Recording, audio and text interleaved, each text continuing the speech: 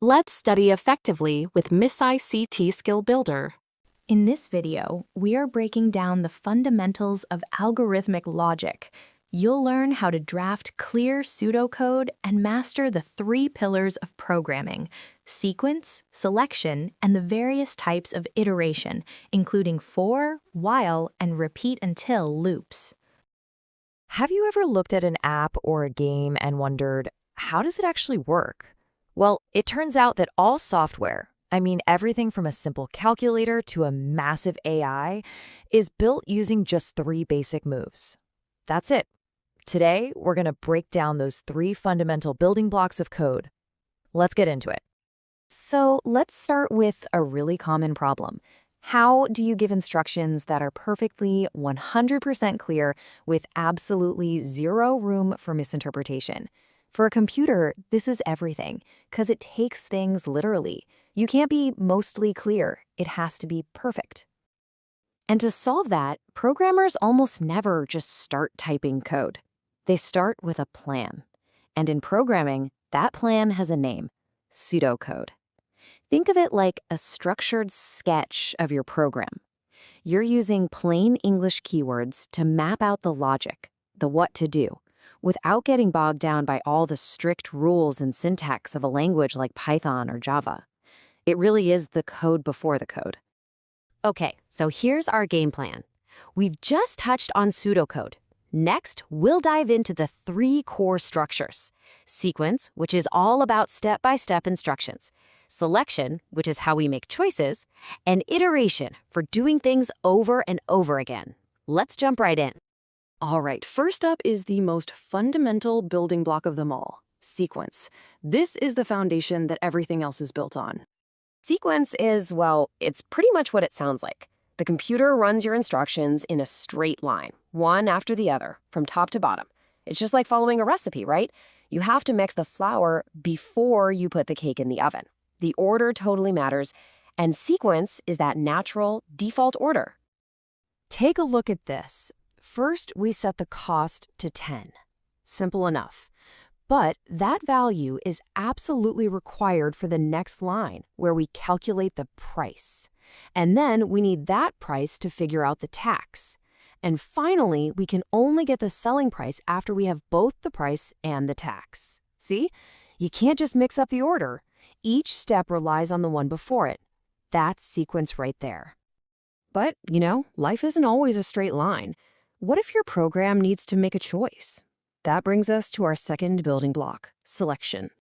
This is where programs start to feel smart. Selection, or branching, is like coming to a fork in the road. The program asks a question that has a simple true or false answer. We call that a condition, and based on the answer, it chooses which path to follow. The classic way to do this is with an if, then, else statement. Here, the condition is the age less than 18? If that's true, the program follows the then path and prints child. If it's false, it takes the else path and prints adult. It's simple, super powerful, and totally essential for any code that needs to react to things. Now, what happens if you have more than just two options? You could stack a bunch of if statements together, but that can get really messy fast. A much cleaner way to handle several different options is the case statement. Think of it like a switchboard, directing the program to the right spot based on a single variable's value. Here's a really common example. The program looks at the variable called choice. If choice happens to be 1, it does addition. If it's 2, it does subtraction. If it's 3, multiplication. And that otherwise part, that's our safety net. If the user types in, say, 5, it just outputs invalid choice. It's a really neat way to handle menus. Okay, so now we can give instructions in order, and we can make choices. But the real magic, the true power of programming, comes from our final building block: iteration. You probably know it as looping. Just think about it. Sending an email to thousands of people, processing every single pixel in a photo, or just playing a game until the clock hits 0. You have to repeat an action. And trying to do that manually would be impossible. That's where loops come in. They're the elegant answer to repetition. So every good loop, and every single one, has 4 key parts: Let's imagine a basketball game. You've got the start, that's the jump ball. You've got the check, is there still time on the clock? You've got the action, which is, playing basketball. And finally, you've got the step, the clock ticking down. If you miss any of these, especially that last one, your loop might just go on forever. And that's a classic bug called an infinite loop. In pseudocode, we usually focus on 3 main types of loops. There's the for loop, for when you know exactly how many times you want to do something, and then there are 2 others, the while loop and the repeat loop, for when you don't know how many times you'll need to go around. Let's start with the for loop. This is what we call a count-controlled loop. The code here is super clear. Start a counter at 1 and keep on looping all the way to 10. That next command at the end automatically adds 1 to the counter for you. It's perfect for when you know the exact number of repeats you need. So what about when you don't know the number of repeats? Well, the big difference between while loops and repeat loops is all about when they check their condition. A while loop is a precondition loop, meaning it checks before it even starts. A repeat loop is a post-condition loop. It runs the code once, and then it checks if it should go again. Let's look at a while loop. Notice how the user enters a mark before the loop starts. The very first thing the loop does is check. While this mark is not equal to -1, do the stuff inside. So if the very first thing the user types is -1, the code inside this loop gets skipped entirely. It might run 100 times or it might run 0 times. Now, let's contrast that with a repeat loop. This is your classic enter password prompt.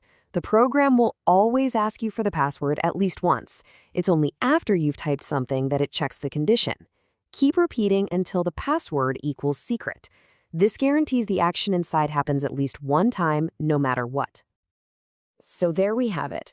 Sequence, selection, and iteration. Those are the 3 fundamental tools that make up the logic of every single computer program ever written. So let's recap real quick. Sequence is your default path, just running code from top to bottom. Selection is the forked road, using if and case statements to make choices. And iteration is the loop, using for, while, and repeat to do things over and over again. If you can master these 3 ideas, you can build the logic for basically anything. Honestly, every algorithm out there, from sorting a simple list to landing a rover on another planet, is just a really clever combination of these 3 simple ideas. They are your complete toolkit for telling a computer what to do. So the only question left is, what will you build with them? Thanks for watching. If this helped you clear up the concept, hit that like button and share it with a friend who might be struggling with it too. Let's build those skills together.